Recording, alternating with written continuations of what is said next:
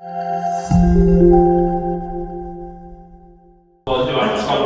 at locals, I'm playing Drytron. I'm going to show you the deck list because it's spicy. So this is the main deck. Shout out to Patriot Games as well for the cool new Sanctum Squad mat. So yeah, for the monsters, we play 3 copies of Alpha, obviously, and 3 Zeta. These are the ones that you want to see in your opening hands. These are the ones that make all the combos tick. Yeah, not a lot. I haven't got a lot to say about the Drytron monsters themselves because like they're pretty standard in light ratios. I'm playing 1 Gamma. This is something that I definitely want to mess about with, just because this is one of the best ones, especially when you get interrupted. It lets you like create a board still. I'm playing like a little bit of a dip. Like this list is very sort of unusual, and typically what all you need to do to play through things like draw and whatnot is you just need 2 bodies on the board and then a normal summon that doesn't suck, and then you get to like still shoot your opponent down, I suppose. And then 1 Delta, which he sucks because you only ever see this card when you draw Prosperity. And then I suppose this is a Drytron monster. It comes up in some like very niche combos where it's the only ritual monster that you can search that you can also use as tribute material for the ritual spell. Other than that, it only really comes up in niche scenarios where you want to send this off your move beta to revive it. But it is quite a cool card. And then Benton, obviously, which is the best card in the deck. And then my last 2 rituals, this is actually like incorrect. This is meant to be 1 Perfection and 1 Ultimateness, just to have like variants so that you've got, so like, for instance, 1 doesn't lose to Call by the Grave. Ultimateness is also just better to summon because it means that you can't, like this one like dies to Alpha, for instance, whereas Ultimateness doesn't. It also means that you can stop the summon of Zeus and stuff like that. This one's fine, especially because I'm playing prep. I think these are just like fine. And then we play the 3 copies of Orange Light, obviously. This is basically one of the only ways that you've got of negating like hand traps like Droll and stuff. And this is like one of the actual best interruptions that you can actually search for at your turn as well, because so you'll create a board, usually something to do with like Herald, and then you'll have like Halp Dagda. That board loses to like Dark Rule and Droplets, but then if you've searched your Orange Light and your Ava, you still have meaningful interruption on your opponent's turn. I really like this card. It's probably like my favourite card in the deck next to Ava. And then we play 3 Diviner, obviously. This is like the new card, the Nut card. The fact that it's tuner makes it so that you can make Hulk with it. It's pretty cool. And then play the 2 copies of Ava. Like I said, this is my next favourite card, like next to Orange Light. Yeah, it's cool as well that this is level 1. It actually comes up in some like bizarre hands where you've basically got 1 Drytron. Typically when that 1 Drytron gets hand trapped, this is what you search off the Ben 10. And then you still get to make move beta and you still get to play through it. And then the thing that makes the deck a little bit weird, I guess, is the artifact package. So I play Scythe for sure 100%, but then just for today's locals I decided to play 3 Lancia just because everyone in the group chat said they was playing Tri-Brigade, so I just wanted a game 1 sort of pass on it. This card has also got excellent synergy with this next card. So like this is what sort of like makes the deck different, I suppose. This is a Hulk target, and it's one of the only Hulk targets that you can summon in the game whilst under the Drytron rule. It also means that your deck isn't just garbage going second. Obviously when you open Gamma and Lancia, you get to like blow out the Tri-Brigade players because you can do this to their rat, and then if they've got Keras to follow, you get to Lancia them, and then you get to keep the Gamma and the Driver because they can't get banished. So for the spell cards, we play 2 copies of Drytron Meteonis because I'm paranoid that one of them could get Cosmic Cyclone, DD Crowed. It's also really nice when you actually hard open this card when you play 2, because it means then that you actually still get to search one off Zeta, and then this just becomes an extra extender. This also makes the field spell much better, because typically with the field spell, if you have field spell and Nova, the field spell doesn't do anything if you play one of this because you're going to search this in your combo anyway, but whereas when you play 2 it just means that Fafnir becomes like an even better card because it means that you've actually got like a relevant search target. Yes, and this is also the only spell in the deck that isn't a consistency card. Like the rest of the deck is just like gas, I suppose. So we play 3 of the field spell.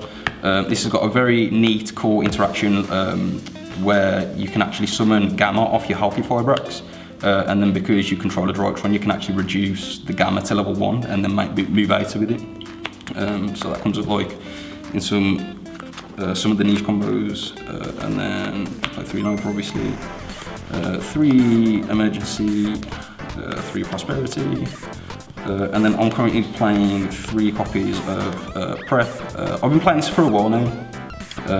I was just talking to another Drytron player at locals, and he was on about Extra Foolish Burial. which I think like, you can actually just substitute this for it because it does the exact same thing. All that this card does is it means that you get to bend 10 before activating any Drytron. That basically means that your deck doesn't lose to Ash, because if you go Alpha discard like Zeta for instance and that gets Ashed, unfortunately that's the end of the combo because this deck isn't very good. And then last card is just Foolish Burial. So for the extra deck, obviously you play Hulk. This is basically what makes this deck look unique, I guess. So like, part of the idea is that with current Drytron decks, the extra deck is pathetic, it doesn't do anything. You completely rely on summoning the Herald Ultimateness, and that's basically like what you try, like that's your win condition. The only other relevant card in the extra deck in a typical Drytron list is Beatrice, and all that card does is search as an orange light. I don't think that's good enough. I'd much rather floodgate your opponent with either Scythe or Lancia. I'll show you how these two like interact in the combos later on. These cards also like randomly a fairy as well.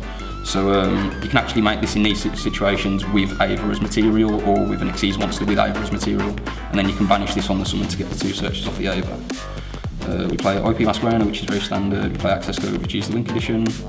Unicorn just to make off the IP, and it's the only thing that makes the Access Code 53. Link Rebo to be able to play. And then for the Xyz monsters, we play Mu Beta. This was like an excellent boon to the deck. It's essentially like Union Carrier, just not as generic, but like it's arguably better other than the sort of like needing specific things to make it. The detaching like materials like Ritual Summons, which is broken. And then we play the Zeus package.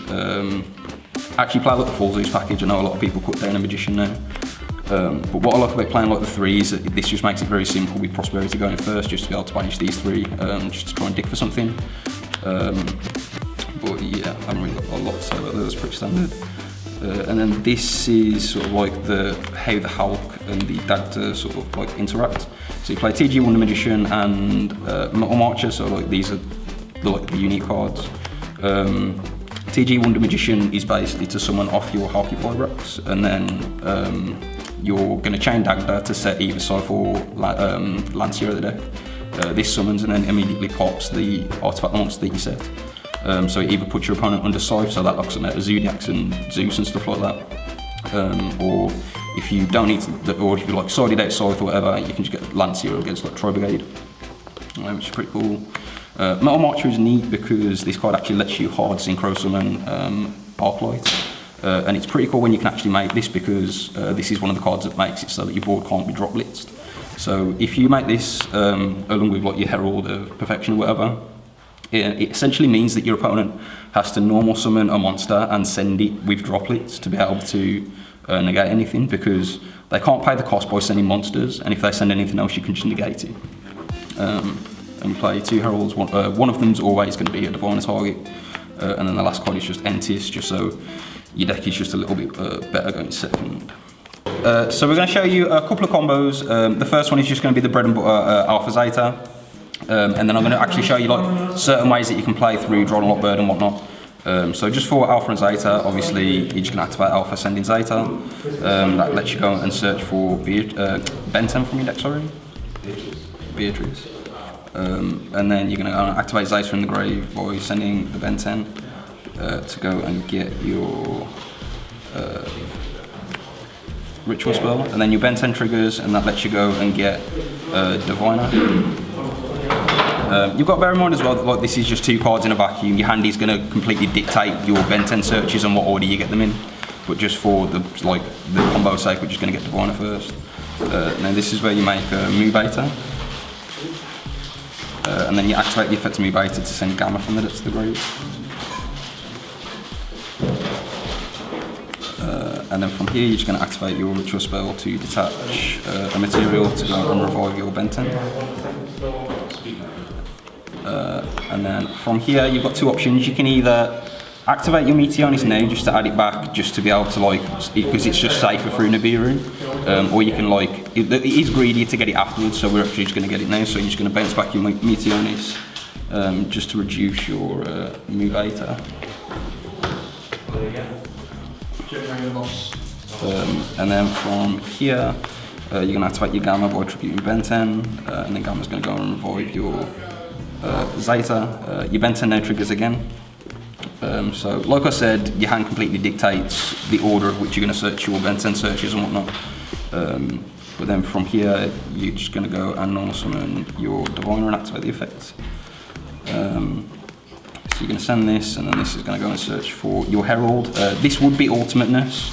I'm just searching Perfection because obviously that's the only one I'm playing at the minute. And then we're going to go and activate the Ritual spell to detach the material off the Mu Beta to summon the Herald. You do want your Herald like in either extra monster zone, either zone that's underneath the extra monster zone. So you're just going to plonk him here. This one's the ideal one though. You still want to play in this corner. And then just from here, you're going to link these two away into Hulk. And then you can use Hulk's effect to go and summon your Gamma at the deck. And then again, you've got a couple of options. So here you can either make Metal March with Gamma and a Drytron. And then the Metal March is going to go and revive your Gamma. And then you can make Herald of the Arc Light here. And then you can actually link these two away into Dagda. And then the effective Arc Light triggers to search you a Ritual monster or Ritual spell. So typically we're just going to go for the Fairy one just because we've got a Herald. It also protects your Ava search because you want to discard this first. And then basically what happens, well, you're going to do it over here like this, or you're going to do it over here like this. And then on your opponent's turn now, so they're going to enter the main phase, preferably wait until they've summoned a monster at least, and then you're going to activate your Hulk to banish itself, and then you're going to chain your Dagda. And then the Dagda's going to go and set Scythe out the deck. And then your Hulk's going to resolve to summon a Wonder Magician. Wonder Magician is then going to target the Scythe's then going to go to the grave, and then it's going to trigger to summon itself, and then it's going to trigger on the field. So your opponent's essentially locked out of the extra deck, and then you've got technically like 4 negates with these. You do preferably want to keep that though, because that's like a follow-up to be able to kill your opponent next turn.